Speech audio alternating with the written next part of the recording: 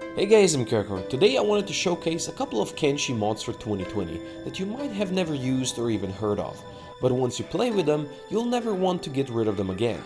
Note that I'm not affiliated with any of the mod creators, and I'm not promoting these mods because I was asked to. All of these mods are mods I enjoy playing with and have done so for a while. In fact, if you watch any of my playthroughs in the past, then you've probably seen all of these mods in action before. Also, you can find Steam Workshop links for all of them in the description below. Now, without further ado, let's begin! First on the list is one of the best Overhaul mods out there, Kenshi Kaizo. The mod adjusts and tweaks a million little details in Kenshi, adding a huge amount of content while not deviating far from the vanilla world. If you're looking for a bit of a challenge, then you'll be glad to know the overall difficulty is slightly increased. Various bandits and creatures can be found all over the world, making otherwise relatively safe zones more dangerous. The world feels more alive that way, and there's also a bigger variety of random new characters to be found around to fight, recruit, or trade with. If you're a warmonger, Kaizo also adds a lot of new world state overrides, meaning that towns and settlements will often change hands if certain leaders get defeated, unlike in vanilla Kenshi where big changes only happen to certain bigger cities. In short, Kenshi Kaizo is huge and adds so much more than I can explain in a single video. Just give it a try. If you're like me and love beating up high-level prisoners to level up your new recruits, but you hated how much resting is required in between training sessions to heal up all those broken limbs, then this next mod is gonna be right up your alley. Training Weapons Vendor adds you guessed it, a vendor to a couple of settlements where you can purchase training weapons and equipment. These weapons deal no damage, so you can have your rookies and prisoners spar forever, as long as you can keep them fed, and they'll level up their skills without the need to rest in between. Of course, the mod can ruin the whole what doesn't kill you makes you stronger aspect of Kenshi, but even for you purists, it can still be a useful tool to retrain someone's skills if you want to switch their main weapon from, let's say, katanas to hackers without too much of a hassle. If you want to ensure Cyberbeep becomes the chattiest chat in the world and get all the beautiful female human ladies, then you have to outfit him with all the new, precious, and totally not overpowered prosthetics added by Jewy's Limbs Overhaul. It adds over 30 new limbs that are generally a stronger variation of the vanilla limbs. More powerful, but also a lot more expensive. Of course, this is Kenshi, so you can still steal everything that is nailed down and get your team running faster than Elder Big Things in no time. It also adds special unique limbs to various skeleton bosses that you can appropriate after defeating them. My favorite part of the mod though is that it rotates the limb icons based on them being right or left, so you can quickly tell them apart while you're filling your backpack full of stolen prosthetics. Watching starving bandits beat the living Shazam out of your squad is always a satisfying thing to see, but if you want to really spice things up in combat, then more combat animations is the mod for you. It adds a huge variety of new animations for every weapon class in game, and some for martial arts as well. Now your man can charge at your enemies with a bunch of new combos and dab on the Viabos trying to steal your food. If you install the extended edition of the mod, you get to watch people roll, fall, slide, and all kinds of new animations as they get whacked in combat. Just keep in mind you'll need to follow the instructions on their Steam page to properly set it up. If you like Beep's interactions with his comrades and the world and would love to see more unique conversations, then Dialogue Expansion Project is the mod you're looking for. It adds hundreds and hundreds of new speech lines that are used by NPCs all over the world of Kenshi, making it feel alive as you visit different towns and interact with people. Factions now have unique dialogues, and the author is still working on adding more and more to the game, not just for generic faction NPCs, but also for many unique characters. It's one of those mods that spice up the role-playing aspect of the game, and I couldn't recommend it more. And here we come to one of my favorite Kenshi mods, Stronger Group Combat. This mod makes every NPC in the world much stronger and harder to defeat. Roaming bandit groups are generally larger and have more boss-like NPCs. Animals are beefed up as well, and drop less meat on average. Going into the Foglands is now a guaranteed death sentence, as the Fogmen have been significantly buffed and can outrun even the fastest beep. Robotic enemies are also much spicier, and security spiders will seriously mess up even your veteran squads. But with higher risk comes higher reward. Defeating bandits now gives you a bigger chance to upgrade your gear. Some robotic spiders now also drop AI cores, and bosses might possess unique weapons.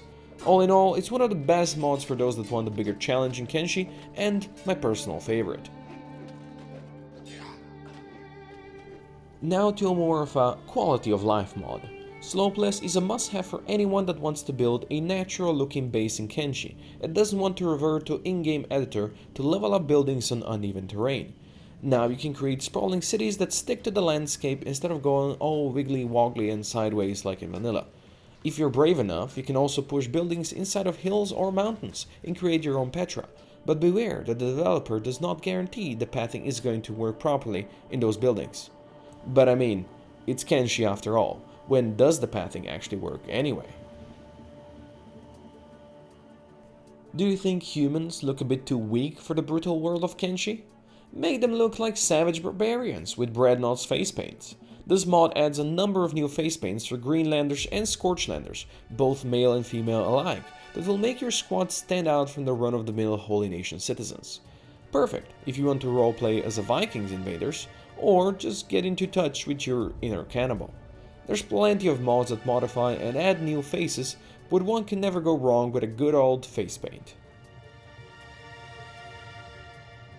Getting that shiny new weapon upgrade is one of the best feelings in Kenshi, but after a while you've seen them all, you've used them all, and you always return to that good old faithful. Throw new Weapons Dissemination Mod into the mix, and suddenly you have a huge variety of new weapons to play with. From badass two-handed heavy weapons that fit a Shag Berserker like a glove, to topper like Maguro Kiris, perfect for slicing fishmen fillets. Going to hunt leviathans? How about a Leviathan Slayer, a sword taller than Crumble Joan and thicker than your mom? There are also Meitu versions of all the new weapons, some wielded by bosses you know, and some by a variety of new NPCs that populate the world. Most NPCs now also use these new weapons, which might raise the difficulty a bit higher. Beware the venge and hordes of thralls with razor sabers if you are a squishy flesh-made human. It also adds a new bandit faction that evolves as you destroy more vanilla bandits and outfits the whole world with fitting new weapons. And best of all, weapons actually feel like they fit into Kenshi. They don't have that new, shiny and totally not post-apocalyptic look that many weapon mods have. When I started my new Kenshi series last week, I was surprised how many of my viewers never heard of Kenshi Genesis before, also known as Project Genesis in the past. It is a complete world overhaul and a work of whole modding community dedicated to making it Kenshi 1.5. I've covered Genesis in a dedicated video a year ago, but much has changed since then. In short, the aim of Genesis is a complete overhaul of the world of Kenshi, fusing a great number of existing mods together and using them as a framework to build and expand upon. This adds a huge amount of new towns, new factions, new bounties to pursue, and new treasures to find. There are also certain factions that will send you on quests or ask you for your help to siege a city. One of the biggest allures of Kenshi when you first play it is to explore the world. Unfortunately, after you played for over 1,000 hours like me, you've seen every place many times over. But Genesis not only adds new places which makes the world exploration exciting again, it also heavily edits the vanilla cities. Places like Admech now truly feel like a proper capital, and exploring them once again is extremely exciting. Of course, all of this would not be possible if it weren't all built on the foundation of many smaller mods that were made by different modders over the years.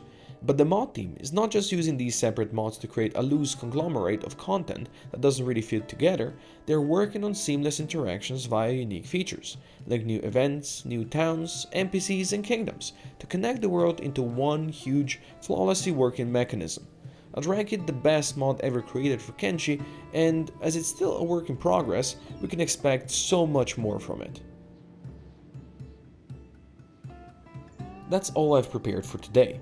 I hope you found some of these mods interesting and that you're going to check them out. I know there's hundreds of Kenshi mods out there that deserve to be mentioned, so I'd be interested to hear your top 10 lists. Post them in the comments below or join my Discord channel where we can discuss your picks. Also, if you're new to the channel and you enjoyed this video, feel free to subscribe. You can also join my heavily story-focused playthrough of Kenshi Genesis, where we follow the adventures of Lapsus and his men, and you can also submit your character and their story to join them. I also stream various stuff on Twitch, Monday to Friday, and we just started the new Darkest Dungeon campaign there. All the links are in the description below. So for now, thank you everybody for watching, and I'll see you next time.